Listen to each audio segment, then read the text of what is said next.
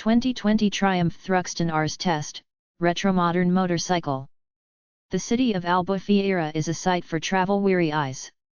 Located in the Algarve region of Portugal on the Mediterranean coast, I dare say that there are few areas of the world this picturesque from any angle, I might add. As much as I would have enjoyed imbibing in copious amounts of codfish delicacies while there, I was destined to twist the throttle of the 2020 Triumph Thruxton Rs. It is a motorcycle that, like Albufeira, will give any photographer ample to work with thanks to its picture-perfect looks. The 2020 Thruxton Rs is the third model in the latest iteration of the legendary Thruxton line. It proudly carries the coveted Rs moniker that, until now, has been exclusively reserved for the British brand's modern sport bikes, the Street and Speed Triples. Based on the Thruxton R, the Thruxton Rs kicks it up a notch with a smattering of top-shelf parts, more power, revised electronics, a sprinkling of modern styling, and a weight savings of 13 pounds. Thruxton is a name that echoes through the hallowed halls of motorcycle history, hailing back to racing at the World War II era RAF Thruxton Airfield 75 miles southeast of London, where racers competed on the runways and the airfield's perimeter road.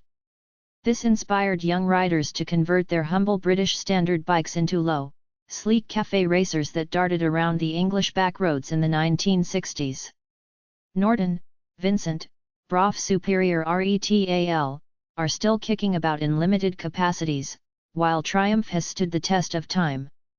Tucked away in the stylish tubular steel cradle sits the liquid-cooled 1,200 cubic centimeters HP parallel twin engine that, if I had it on hand, would have received a confetti-laden greeting at every hit of the start button.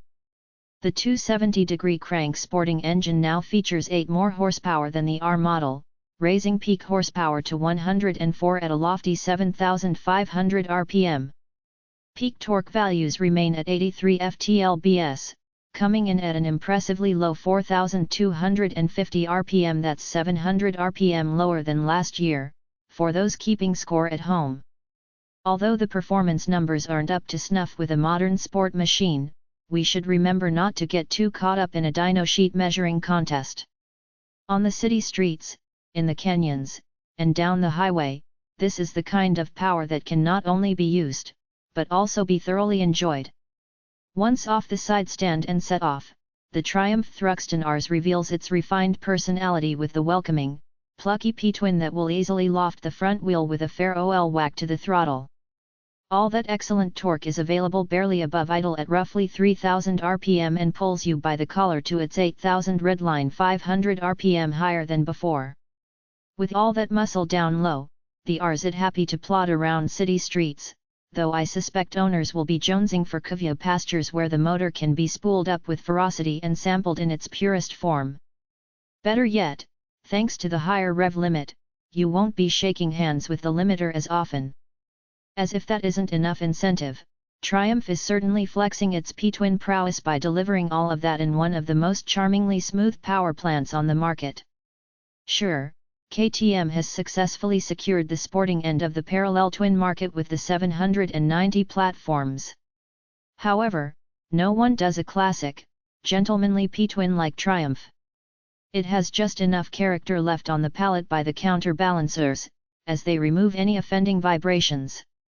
We can thank Triumph engineers for these performance improvements, and it's roughly the same strategy employed on the Scrambler 1200 and Speed twin lines, although there are certain parts unique to each model. Internal inertia has been reduced by 20% using a low-inertia crankshaft, refined balancer shafts, as well as a physically lighter clutch and alternator. The clutch basket has been machined down, physically lighter springs are used, and 2 friction plates have been removed, all in the name of trimming the fat.